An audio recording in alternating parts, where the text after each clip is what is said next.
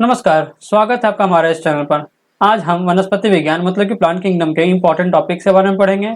और ये topic important इसलिए भी है क्योंकि इस एक ही वीडियो में आपको सारी जानकारी दे देंगे और आपको इसके बाद कुछ और देखने की ज़रूरत नहीं पड़ेगी।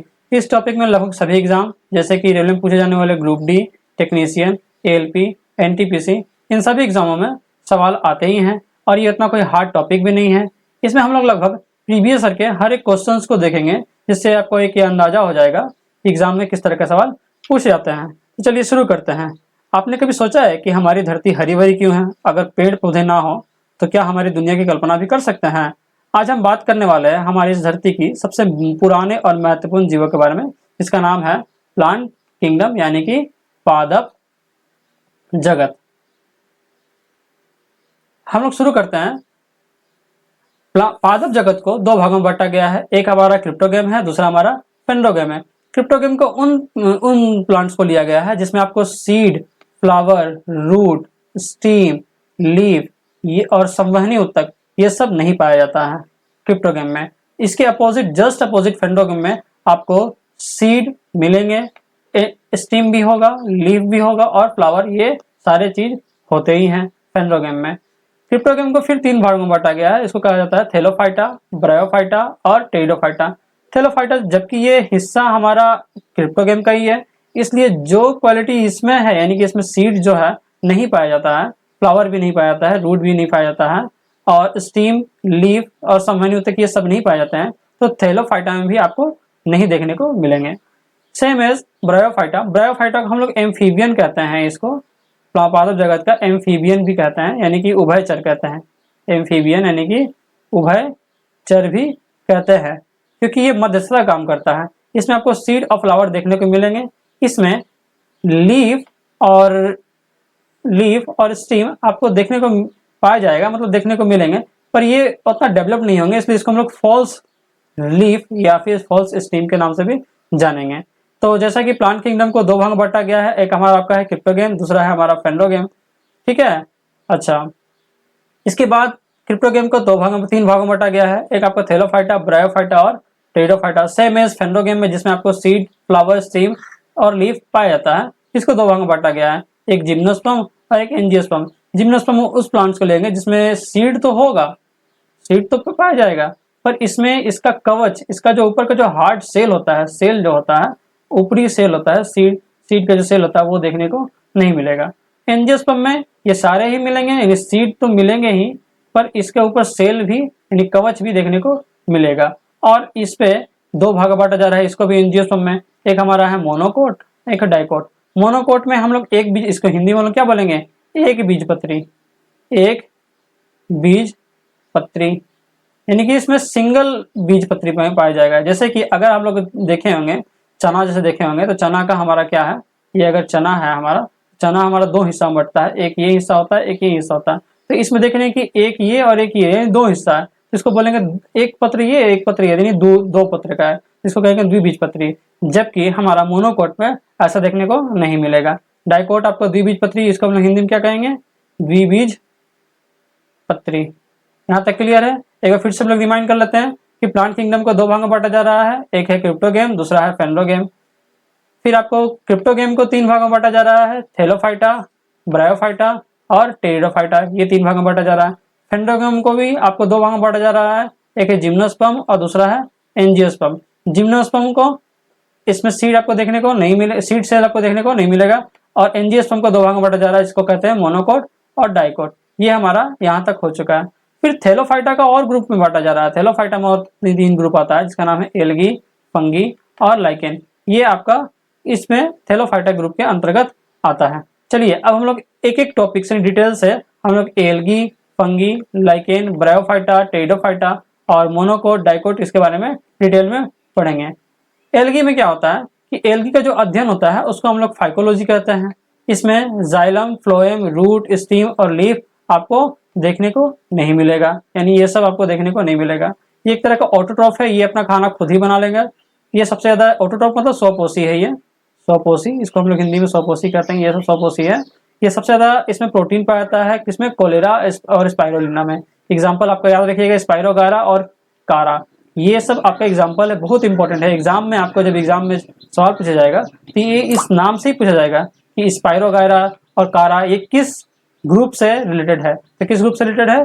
एल्गी से है। आप लोग यहाँ एल्गी का देख सकते हैं एग्जाम्पल्स, यहाँ एक ग्रीन एल्गी है, एक रेड एल्गी है, ब्राउन एल्गी है, फिर डाइटोम्स है, गोल्डन एल्गी है और ब्लू ग्रीन एल्गी। ये सब आप लोग नाम सुने ही होंगे। यहाँ तक क्लियर है? अच्छा, ये आप लोग जानते ही हैं कि इसको हम लोग ऑटोट्रॉफ यानी कि स्वपोषी कहते हैं। ये एक स्लोथ बियर यानी आलसू भालू में पाया जाता है। यानी ये एल्गी आपको कहाँ देखने को मिलेगा? ये आपको स्लोथ बियर, किसमें मिलेगा? स्लोथ बियर, यानी कि इसको हम लोग हिंदी में क्या बोलते हैं? आलसी भालू पर ये पाया जाता है। इसमें सबसे ज्यादा प्रोटीन आपका तो कोलेरा और स्पाइरोलिना में होंगे।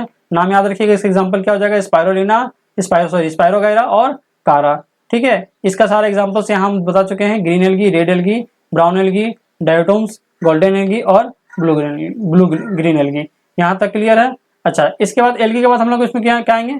फंगी।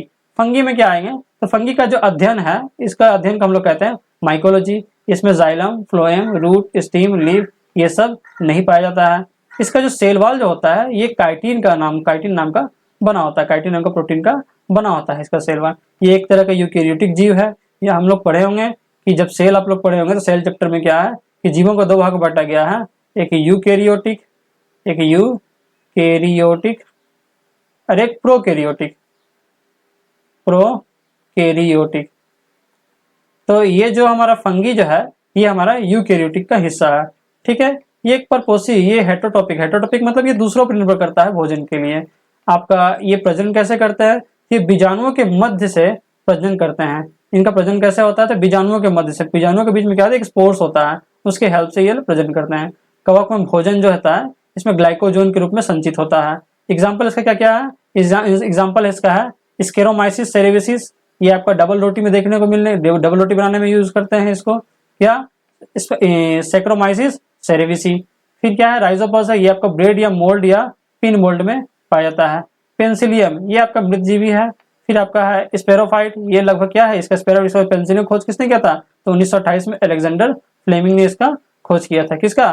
पेंसिलियम का। इसका एग्जाम्पल हम फिर से जान लेते हैं। इसका एग्जाम्पल क्या क्या है? स्पायरोमाइसिस सेरेविसी जो डबल रोटी बनाने में होता है, राइजोपस ब्रेड मोल्ड या पिन मोल्ड में, आपका पेंसिलिन जो एक मृत जीवी है, स्पायरोफाइट है, ये आपका 1928 में अलेक्जेंडर फ्लेमिंग ने इसका खोज किया था। आप लोगों को याद ही होगा, आप लोग क्लास 8 या 7 में पढ़े ही होंगे कि जो पेंसिलिन का खोज किसने किया था? Alexander Fleming. ये सब नाम एग्जाम्पल बहुत इंपॉर्टेंट है, इसको याद रखिएगा। इसका यहाँ देख सकते हैं फिगर क्या क्या है। स्वीट टूथ है, हॉर्न प्लेंटी है, जेली फिलियर है, कॉमन पॉपुल है, पार्सोल मशरूम है, फ्लाई एग्रीज है, तुर्की टेल है। आप यहाँ पे सारे एग्जाम्पल देख सकते हैं। ये हमारा फंगी क्लियर हो चुका है। अब हम लोग आते हैं तीसरा जगत यानी कि लाइकेन। लाइकेन क्या है? इसका अध्ययन को हम लोग लाइकेनोलॉजी बोलते हैं। इसमें जाइलम, फ्लोएम, रूट, स्टीम, क्योंकि ये हम लोग का किस ग्रुप से रिलेटेड है? ये हमारा थैलोफाइटा से रिलेटेड है। थैलोफाइटा से रिलेटेड है। तो चूंकि थैलोफाइटा में ना तो स्टीम मिलता है, ना तो लीफ मिलता है, ना तो रूट मिलता है, ना तो फाइलम, ना तो जाइलम, ये सब कुछ नहीं पाया जाता है। इसलिए लाइकेन में भी ये सब पाया नहीं जाएगा। हमारा इसका जो भोजन का जो ये है, भोजन का जो प्रोसेस है, ये सहजीवी है। ये सहजीवी इस तरह इसलिए है क्योंकि ये जीवित जीव से जुड़कर अपना भोजन प्राप्त करता है। ये जो लाइकेन है हमारा, फंगी प्लस एल्गी ये दोनों मिलकर लाइकेन का निर्माण करते हैं। फंगी क्या है? तो फंगी ये क्या है? ये एक शैवाल है जो आश्रय देता है और चट्टानों में या अन्य सतही खनिजों और जल को अवशोषित करके शैवाल को देता है। समझ में आ रहा है? तो ये हमारा फंगी का काम है। यानी जो हमारा जो लाइकेन है ये दो चीज से मिलकर बना होता है, एक फंगी प्लस एल्गी से मिलकर बना है। तो फंगी हमारा क्या हेल्प करेगा? दोनों से मिलकर बना तो कुछ ना कुछ दोनों का अलग अलग काम होगा। तो इसमें फंगी क्या, लाइकेन में क्या, फंगी और एल्गी दोनों अपना अपना काम को बांट लिया है। फंगी का काम क्या है? ये शैवाल को आश्रय देता है और चट्टानों या अन्य सतहों से खनिज और जल को अवशोषण करके शैवाल को देता है। अब चूंकि फंगी जो है इसका तो कुछ ना कुछ काम तो होगा ही। तो जैसे कि अगर ये जो हमारा जो लाइकेन है ये अगर कहीं पे चिपका हुआ है तो इसको क्या चाहिए? वाटर चाहिए, खनिज चाहिए, मिनरल चाहिए। ये सब कौन देगा? ये सब किसका अवशोषण करने का काम किसका है? ये फंगी का काम है अवशोषण करने का। तब एल्गी का काम क्या है? तो ये क्या करता है? जैसे कि अब फंगी जो है ये एल्गी को वाटर वाटर और वाटर और आपका मिनरल्स दे चुका है। तब एल्गी क्या करेगा? इसको प्रकाश संश्लेषण के माध्यम से शर्करा और विटामिन सहित अपना भोजन स्वयं बनाता है और इस भोजन को कवक को प्रदान करता है। यहाँ तक समझा गया? तो यानी कि फंगी का काम क्या है? वाटर और मिनरल्स का जुगाड़ करना, और ये वाटर मिनरल्स जुगाड़ करके किसको दे देंगे? एल्गी को दे देंगे, जिससे क्या होगा? एल्गी इसके हेल्प से भोजन बनाएगा। इसका एग्जाम्पल क्या क्या आएगा? इसका एग्जाम्पल आपका लिटमस, रोसेला, पेजमिलिया, उसनिया, दाढ़ीनुमा लाइकेन और क्लेडोनिया है। ये सब एग्जाम्पल याद रखिएगा, यही सब एग्जाम्पल्स एग्जाम में पूछे जाते हैं। इसके बाद हमारा आता है ब्रायोफाइटा। हम लोग थैलोफाइटा का 3 ग्रुप पढ़ चुके हैं। थैलोफाइटा में 3 ग्रुप क्या क्या था? एल्गी, फंगी और लाइकेन, ये तीनों हम लोग कवर कर चुके हैं। इसके बाद हमारा दूसरा ग्रुप शुरू हो जाता है, यानी कि ब्रायोफाइटा थे। ये सब जो ग्रुप है ये सब हमारा थैलोफाइटा का था। अब ये जो हम लोग पढ़ रहे हैं ये सब ब्रायोफाइटा का है। तो ब्रायोफाइटा में क्या है? इसमें जाइलम, फ्लोएम, सीड और फ्लावर तो नहीं पाया जाएगा, क्योंकि ये हमारा क्रिप्टोगेम से रिलेटेड है। और इसमें रूट और स्टीम और लीफ जो है ये सब कुछ कुछ हिस्सा में पाया जाता है, और इसलिए इसको उतना डेवलप नहीं पाया जाएगा। इसलिए इसको हम लोग फॉल्स यानी कि असत्य रूट यानी कि फॉल्स हम लोग कहेंगे। इसमें क्या होता है? इसमें राइजोड्स नामक सरल रेशेदार संरचनाओं के माध्यम से जमीन पर टिके रहते हैं। ये क्या करता है? ये सब चीज को हेल्प करता है ताकि जमीन पे टिके रखें। कौन कौन सा? राइजोइड्स, ठीक है। ये अभी जैसे बता चुके थे कि ब्रायोफाइटा का हम लोग पादप जगत का एम्फीबियन कहते हैं, क्योंकि ये नमी वाले क्षेत्र में पाए जाते हैं। इसकी लगभग 2500 प्रजातियां पाई जाती हैं। ये एक तरह के गैर संवहनी उत्तक है, यानी कि इसमें आपको ना तो जाइलम देखने को मिलेंगे और ना ही आपको फ्लोएम देखने को मिलेंगे, ना तो जाइलम ना ही तो फ्लोएम देखने को मिलेंगे। इसका एग्जाम्पल क्या क्या है? मोसेस है, लिवर रूट्स है, हॉर्न रूट्स है, फनेरिया है, स्फगनम है, फिर आपका मार्केंसिया है, रिक्सिया है, ये इंपॉर्टेंट नाम याद रखिएगा, रिक्सिया है, फिर एंथ्रोसिस है। ये सब एग्जाम्पल्स है। यहाँ देख सकते हैं, इमेज के हेल्प सब देख सकते हैं कि लिव रूट्स कैसे देखते हैं, हॉर्न रूट्स कैसे है, मोसेस कैसे है, ये सब आप लोग एग्जाम्पल के रूप में देख सकते हैं। ये हमारा ब्रायोफाइटा हो चुका है। इसके बाद एक और ग्रुप है जिसका नाम है टेरिडोफाइटा। ये हमारा क्रिप्टोगेम का तीसरा और लास्ट ग्रुप है। तो टेरिडोफाइटा हम लोग देख सकते हैं, ये सब इमेजेस है। ये सब आप लोग देखेंगे कहीं ना कहीं, आपको कहीं ना कहीं पेड़ के नीचे या फिर चट्टान के नीचे या फिर कहीं जंगल में आप लोग गए होंगे इधर उधर, तो आप लोगों को देखने को मिलेगा ही, ठीक है। ये क्या है? ये एक बीज रहित संवहनी पौधा है। इसमें मतलब बीज यानी सीड इसमें नहीं पाया जाता है। इसमें सीड आपको देखने को नहीं पाया मिलेगा। ये जाइलम, फ्लोएम, रूट, स्टीम और लीफ ये सब चीज इसमें नहीं मिलेगा, क्योंकि ये क्रिप्टोगेम का हिस्सा है। इसमें क्या? सीड और फ्लावर पाया जाएगा, कुछ कुछ हिस्सा में पाया जाएगा। और ये क्या है? नम और छायादार वातावरण में पाए जाते हैं। प्रजनन के लिए ये किस प्रक्रिया का यूज करते हैं? तो बीजाणुओं के मध्य से होती है। यानी कि इसमें जो प्रजनन होता है ये किसके हेल्प से करेंगे? ये प्रजनन हमारा बीजाणु यानी कि स्पोर के हेल्प से प्रजनन करेंगे। एग्जाम्पल इसका क्या क्या है? फर्न है, मार्सिलिया है, सेलोजिनला है और हॉर्सटेल है। ये सब किसका एग्जाम्पल है? ये सब हमारा टेरिडोफाइटा का एग्जाम्पल है। टेरिडोफाइटा ये हमारा क्लियर हो चुका है। इसके बाद हम लोग जैसे कि प्लांट किंगडम का तीन भाग पढ़े थे, थैलोफाइटा, ब्रायोफाइटा, टेरिडोफाइटा, ये हमारा क्लियर हो चुका है। अब हम लोग जिम्नोस्पर्म यानी कि फेनरोगेम का सेकंड जो पहला पार्ट जो बटा हुआ था उसके बारे में पढ़ेंगे।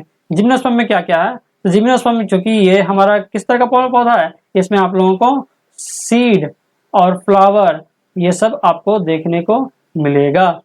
तो यानी कि जो जिम्नोस्पर्म जो ऐसा प्लांट है जिसमें आपको xylem, phloem, roots, stem, leaf ये सब देखने को मिलेंगे, यानी ये सब पाया जाता है इसमें। इसमें जो सीड होता है ये आवरण नहीं, यानी इसके ऊपर कोई सेल नहीं होता है, मतलब कोई कवच नहीं होता है, ये बिना कवच का होता है। ये आपको कौन? ये सीड, किसका सीड? जिम्नोस्पर्म का सीड। इसमें फ्लावर और फ्रूट नहीं पाया जाता है, इसमें फ्लावर फ्रूट नहीं मिलेगा। इसका एग्जाम्पल आपका चीड़ हो गया, देवदार हो गया, यू, साइकस, स्प्रूस। इसका यूजेस क्या क्या है? तो लकड़ी का उपयोग करते हैं लकड़ी उत्पादन में, कागज में, रेजिन में, तारपीन में और भोजन और दवाओं में, और साइकस का उपयोग साबुदाना में इसका उपयोग करते हैं। आप लोग इसका देख सकते हैं, आप लोग इसको देखेंगे, ये हमारा चीड़ का पेड़ है यानी कि पाइन, इसको हम लोग क्या कहते हैं? ये हमारा पाइन का है। इसके अंदर देख सकते हैं ये इसका हमारा यही फूल बोलिए चाहे फ्रूट बोलिए, इसमें क्या होगा? ये जो बीज देख रहे हैं ये हमारा बीज है, यही जनरेट होता है। ये क्या होता है? सीडलेस होता है, मतलब कि ये सेललेस होता है, इसके ऊपर एक कवच आपको देखने को नहीं मिले। जैसे आम अगर आप लोग देखे होंगे तो आम के अंदर क्या एक बाहर का हार्ड लेयर होता है, गुठली होता है, उसके अंदर में एक नरम सॉफ्ट पार्ट होता है जिससे हम लोग क्या प्लांट हम लोगों का निकलता है। लेकिन ये जो है हमारा, इसका कोई ऊपरी बाहर में कोई ऐसा कवच, जैसे आंख गुठली के ऊपर कवच होता है वैसा कवच देखने को आपको नहीं मिलेगा। ठीक है, ये हमारा जिम्नोस्पर्म हो चुका है। अब हमारा क्या है कि जिम्नोस्पर्म के बाद हमारा एंजियोस्पर्म है। एंजियोस्पर्म को दो हिस्सा है, हम लोग जैसे एंजियोस्पर्म कि हम लोग पढ़ चुके हैं कि जो फेंड्रोगेम है, फेंड्रोगेम को दो पार्ट में बांटा जा रहा है, एक हमारा जिम्नोस्पर्म जिम्नोस्पर्म और एक एंजियोस्पर्म। तो जिम्नोस्पर्म में तो हम लोग पढ़ चुके हैं अभी, एंजियोस्पर्म का दो हिस्सा होता है। एंजियोस्पर्म का हिस्सा होगा क्या क्या आपका, पहला हिस्सा है मोनोकोट और दूसरा है डाइकोट। मोनोकोट यानी कि इसको हम लोग हिंदी में कहेंगे एक बीज पत्री, एक बीज पत्री, इसको मोनोकोट के, यानी कि इसमें आपको सिंगल पत्री मिलेगा देखने को। जैसे कि आपको बताया था अभी ना कि अगर आपके पास चना है, तो ये अगर आपका चना है, चना में एक पत्री ये और दूसरा पत्री, यानी कि एक आपका कोट ये और दूसरा कोट ये है, ये दो कोट देखने को मिल रहा है। अगर चना को हम लोग तोड़ते हैं, बीज से तोड़ते हैं, जैसे मटर हो गया, चना हो गया, इन सबको बीज से तोड़ते हैं, ये दो हिस्से में बढ़ जाता है। यानी इसका पहला हिस्सा दूसरा हिस्सा, इसमें दो पार्ट होता है, पहला और दूसरा। ये तो हमारा द्विबीजपत्री हो गया। लेकिन मोनोकोट में आपको ऐसा कुछ देखने को नहीं मिलेगा। इसमें क्या है, एक बीजपत्री मिलेगा। जैसे कि आपका एग्जाम्पल्स हो जाएगा क्या क्या, आपका एग्जाम्पल है अनाज में क्या, गेहूं, चावल, मक्का और राई। सब्जियां में क्या क्या, जैसे प्याज, लहसुन, अदरक, ये सब क्या है, ये सब मोनोकोट के एग्जाम्पल है। फल में आपका केला, ताड़, ये सब मोनोकोट का है। फूल में आपका लिली, ट्यूलिप्स और ऑर्किड्स। मोनोकोट में क्या है, आपका सीड देखिए वन कोटिलेडन, यानी कि एक बीजपत्री आपको देखने को मिलेंगे। इसका जो रूट होता है किसका, मोनोकोट का जो रूट होता है, ये फाइब्रियस रूट होता है। फाइब्रियस रूट मतलब क्या कि अगर ये रूट ऐसे निकल रहा है तो इसका बहुत सारा ब्रांचेस निकलने को देखने को मिलेंगे, ऐसे ऐसे ऐसे ऐसे, यानी कि इसको हम लोग हिंदी में क्या कहेंगे, इसको मुसला जड़ बोलेंगे। क्या बोलेंगे, मुसला जड़, मुसला जड़, मुसला जड़, हिंदी में मुसला जड़, यानी कि इसका बहुत सारा हिस्सा बटा हुआ रहेगा, है ना। और आपका जो वस्तु, इसमें जो आपका संवहन उत्तक जो होगा, संवहन के लिए आपका पाए जाने के लिए क्या होगा, जो जो जाइलम और फ्लोएम के लिए जो पाइप होगा, जाइलम और फ्लोएम के लिए जो पाइप होगा, ये आपका ऐसे छितरा हुआ होगा, जहां तहां मतलब ये आपका रहेगा। लीफ में क्या है आपका, लीफ इसका एक पतला एकदम, जैसे केला का पत्ता देखे ही होंगे, कि क्या है, पतला पतला लीफ इसको देखने को मिलेगा, यानी पैरेलल वेन्स। और इसमें क्या है कि पत्तों के बीच से ना धारियां पार होती है। आप लोग अगर पत्ते देखे होंगे तो पत्ते के बीच अगर बीच से अगर ये गया है, इसके बीच से ऐसे ऐसे ऐसे ऐसे ये पाया जाता है।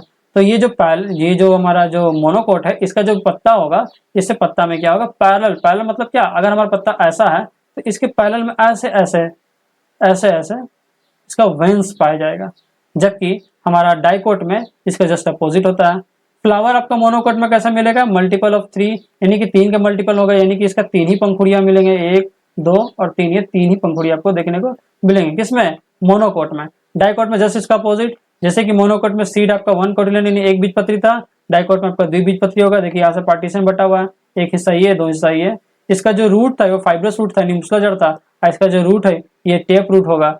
और इसमें क्या है, वस्कुलर जो टिश्यू होगा, वस्कुलर टिश्यू आपका स्कैटर्ड होगा, जहां तहां बिखरा हुआ होगा। और जबकि डाइकोट में आपका रिंग के शेप में रहेगा, कि अगर हमारा ये जड़ है तो इसका जो वेन्स जो होगा जाइलम और फ्लोएम का, वो आपका रिंग के शेप में ऐसे ऐसे ऐसे गोल गोल गोल एकदम एक रिंग के शेप में आपको सजा हुआ मिलेगा। क्लियर है, ये आपका डाइकोट में होता है। सेम एज लीफ जो होता है, इसमें पैरेलल होता है लीफ, अभी बताया था आपको पैरेलल लीफ होता है।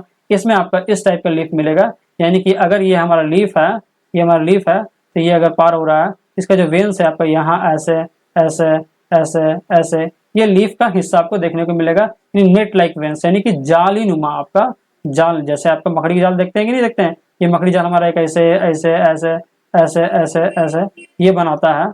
ये हमारा उसी तरह सेम इज, इसमें भी आपका नेट लाइक वेन्स आपको देखने को मिलेंगे।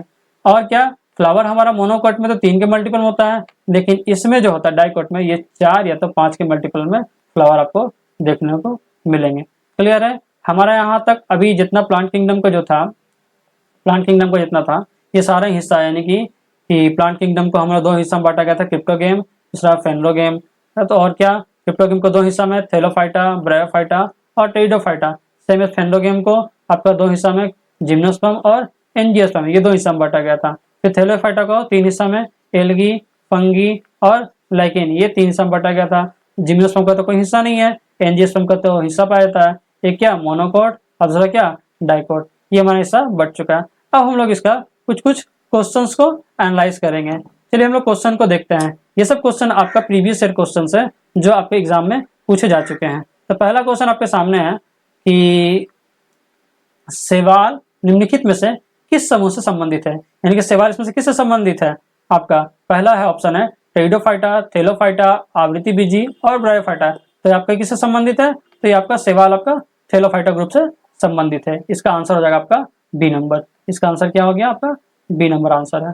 सेकंड नंबर क्वेश्चन हमारे यहाँ है कि पेंसिलियम जो है, पेंसिलियम है एक तरह क्या है, आपका विषाणु है, कवक है, जीवाणु है या शैवाल है, आपका किस तरह का है। तो ये आपका पेंसिलियम एक तरह का कवक है, फंगी है। इसका खोज हम लोग किया था ना, इसका कौन किया था खोज, अलेक्जेंडर फ्लेमिंग ने किया था ना, अलेक्जेंडर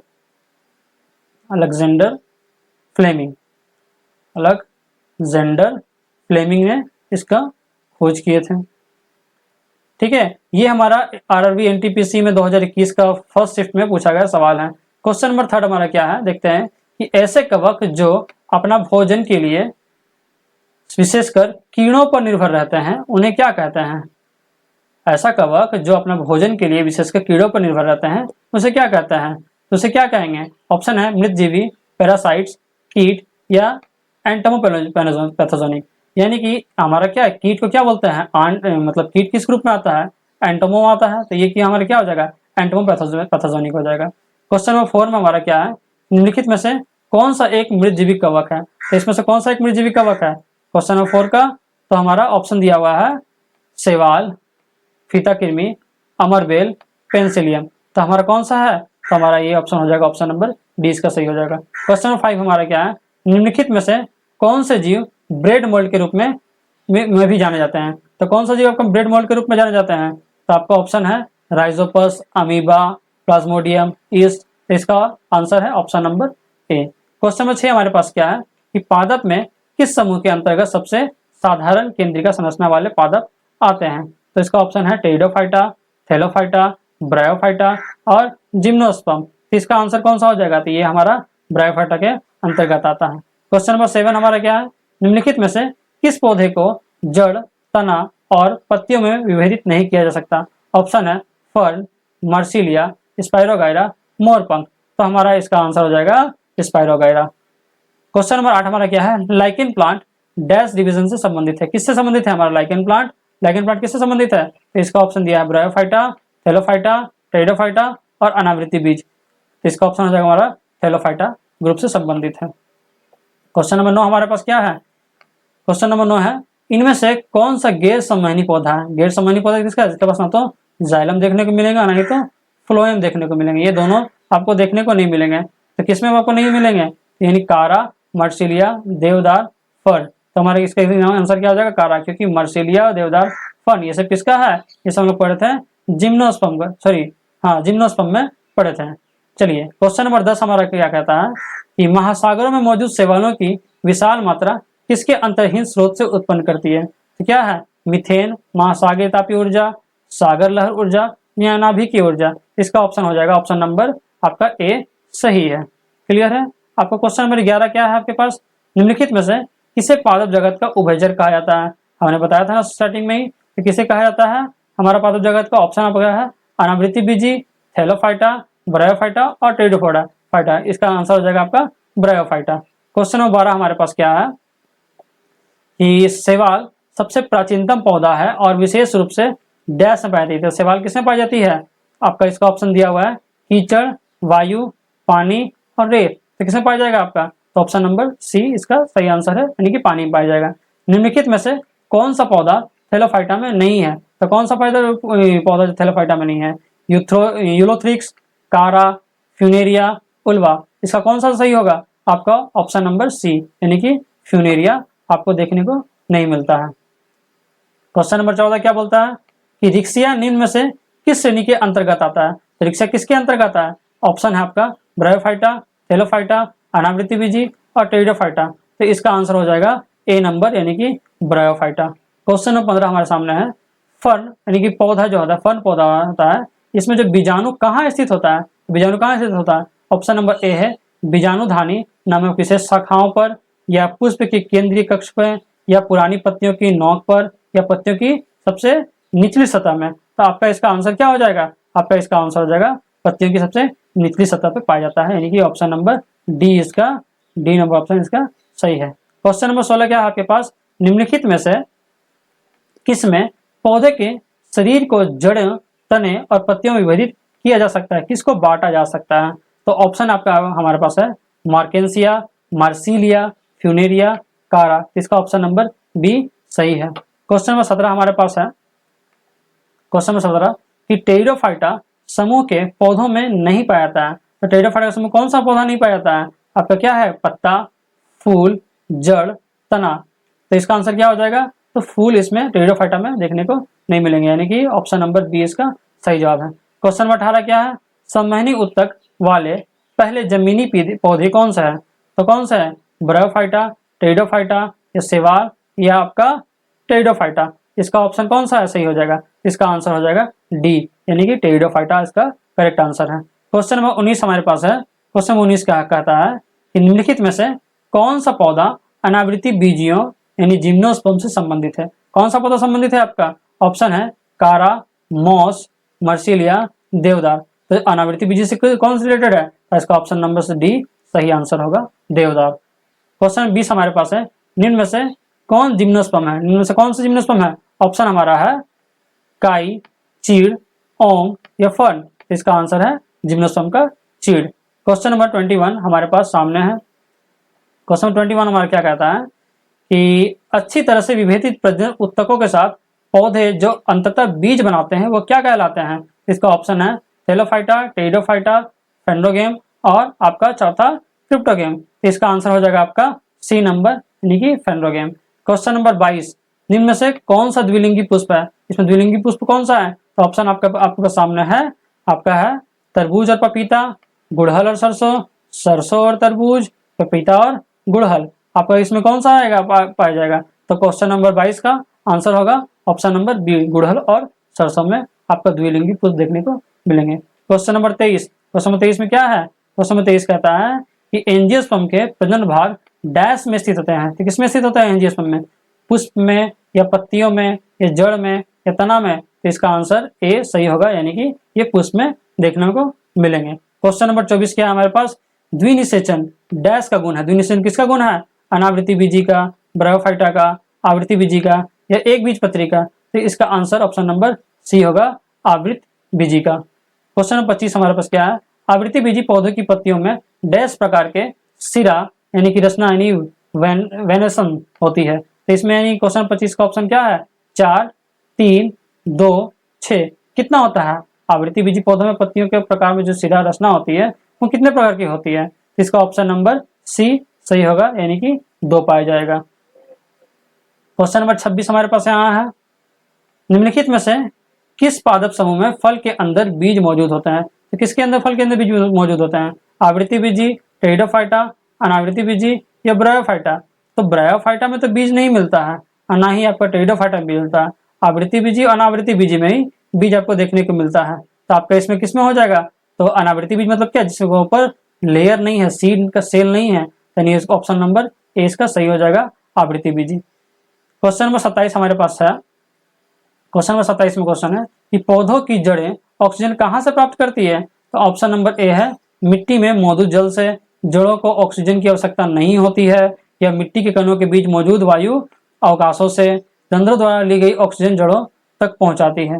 तो इसका ऑप्शन कौन सा हो जाएगा? 27 का ऑप्शन हो जाएगा सी नंबर, क्योंकि मिट्टी के कणों के बीच जो मौजूद वायु अवकाश यानी मिट्टी के बीच में जो गैप मिलता है ना, उसके बीच में जो अवकाश होता है वायु का, उससे उसका पौधा क्या है? ऑक्सीजन आपका लेता है।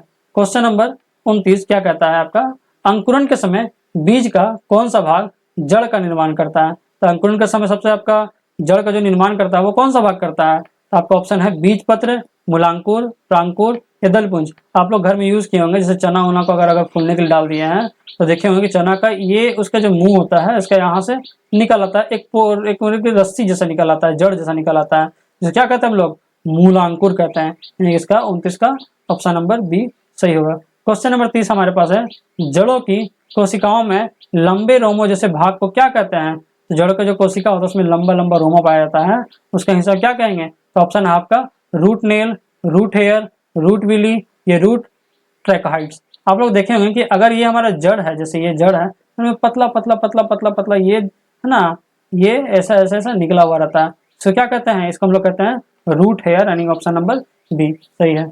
हम लोग देख चुके हैं प्लांट किंगडम का ये क्वेश्चन, 30 क्वेश्चन हम लोग कर चुके हैं। उम्मीद है आपको ये वीडियो पसंद आई होगी। तब तक के लिए नमस्कार, अपना ख्याल रखिएगा।